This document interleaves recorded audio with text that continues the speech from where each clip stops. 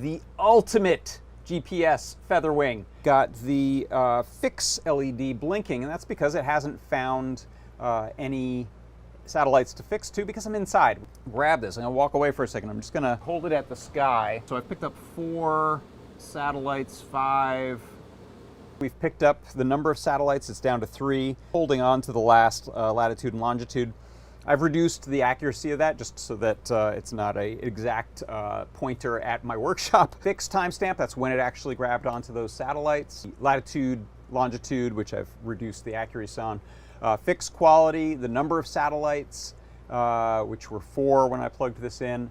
Altitude, speed, track angle, horizontal dilution. These are all some of the details that you can grab right off of the satellites using this code up here in the CircuitPython libraries. Ultimate GPS FeatherWing.